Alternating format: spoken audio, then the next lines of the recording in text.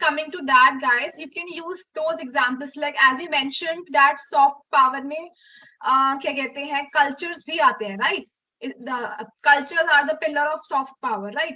So you could have mentioned कि कैसे Western culture has influenced, like you have Western movies, then you have Netflix and all that, Western clothes, how that they have influenced. So you should have also mentioned those examples. Like if you're speaking for the emotion, तो आपके पास तो बहुत strong points हैं.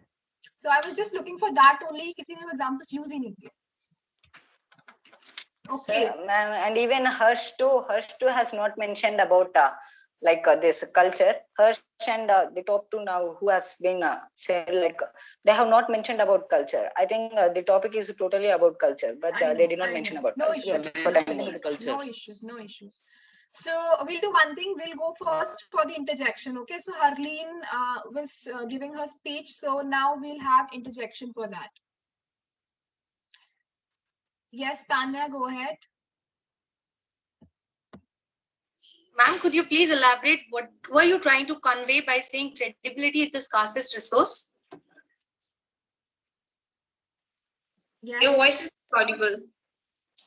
Ma'am, could you please elaborate the quote which you had added up to your speech, that credibility is the scarcest resource?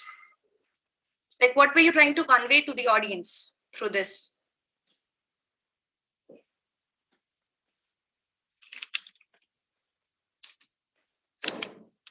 Like, what I'm trying to say is, you said in your speech that credibility is the scarcest resource. So all I want to know is, how is it connected to soft power, and how are you trying to convey your message to the people watching you all around? Yes, Arlene, please. Could you please help me with that? I didn't get your question. Ma'am, my question is, in your speech, you had added up a quote that said, credibility is the scarcest resource. Am I correct? Yeah, now I get it.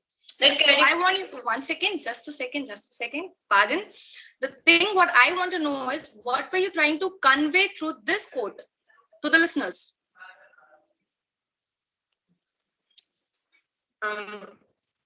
According to Joseph Nye, that credibility during the information is the rarest chance which the people could not find, and it was the rarest resource, we can say. Ma'am, I'm sorry. My question was, what are you trying to convey through adding up this quote to your speech? Like, how are you finding it connected to soft power? I know Joseph Nye. Sir Joseph Nye had given a very wonderful speech with a very wonderful list of quotes, but all I want to know is your perception. Like, how are you linking both of them? If you could help me with that. No, I'm not getting your question. No answer? Okay. No issues, Arlene, no issues. We'll just move ahead. No issues. So we'll just move to Aditya. So yes, Aditya, please go ahead. Yeah. Good afternoon, everyone. Myself, Bala Aditya, and I'm from Shri Swaminarayan Gurukul International School, Telangana. So I'll be discussing a completely new aspect of soft power. That is soft power between countries. So first, let's know what is soft power between countries. So it refers to ability to attract other nation through culture, foreign policy, or political values rather than a physical or defensive strength. For example, in India, Western culture is majorly developing mainly in urban areas due to the richness and luxury present in the Western culture. So this is how Western culture is influencing Indian culture. Right. Also, does anyone know which is the fastest growing culture in Russia? And if you have guessed Indian, that is right. Because Indian culture is influencing Russian culture, because Russian people think that Indian culture helps maintain a good society and combine with people know each other very well. And my opinion about soft power is that it's very important, and without it, human race could have got extinct. So I'll be discussing the reason why I have just stated the statement. That is because after World War II, we all have seen a lot of technical development. Along with that technical development, there was also a rapid growth of defense weaponry. And according to a study, it shows that only a 10% of bombs or missiles or defenses in the world could destroy humankind. So without soft power, it's very hard for humans to even live on Earth. And for example, if we take a Russian bomb, TSAR, created in 2019, and it has a impact of 3 lakh kilometers square. That is more than India. Now, I think all of you guys understand the importance of soft power in the country. And I think this is a very long process. And as of many have said, that it would take them a lot of cost and it requires a lot of money. And does anybody know that India has spent $76 billion on defense mechanisms in just year 2020 during the crisis? Now it's on you to decide whether soft power or hard power. Do you want to save humanity in a slow way or destroy it in an instant way? Thank you. Thank you so much, Aditya. Thank you so much. So now the floor is open for interjection. So yes, Sanya, go ahead. My beloved opponent, you actually focused on the meaning of soft power rather than connecting it with the culture. I know how bombs are created and everything. That was totally irrelevant.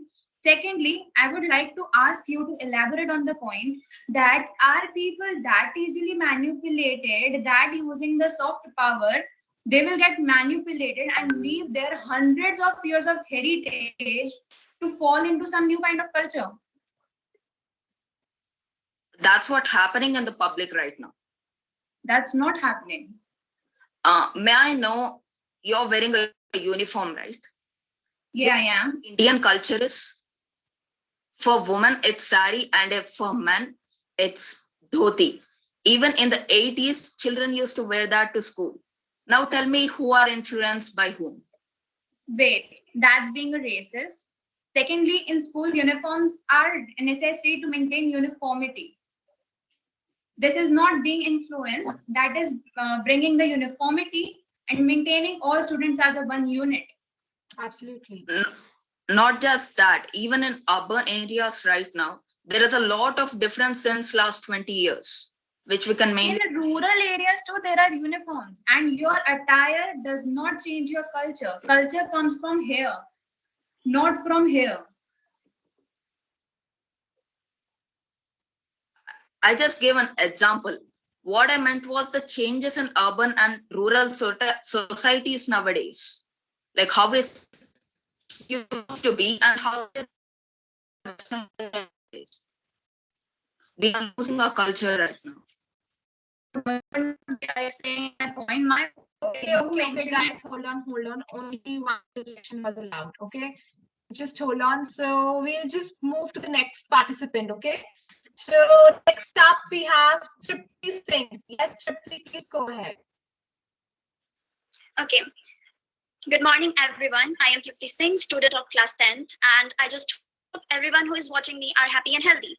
So, I want to start with a quote. The image of a country is not only about economy, military strength, but it's also about soft side of the country.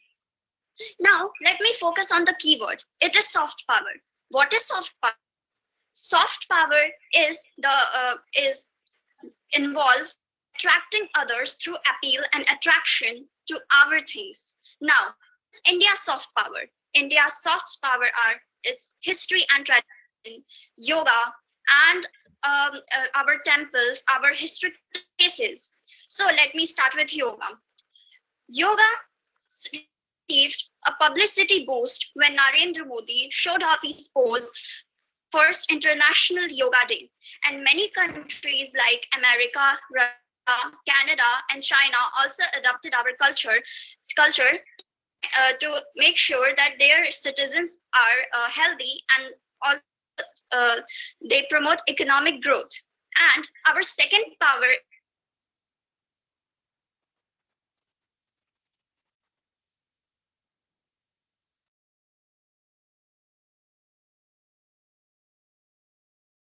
Sir, it's time over, sir. So, okay, Ravi. 1 minute.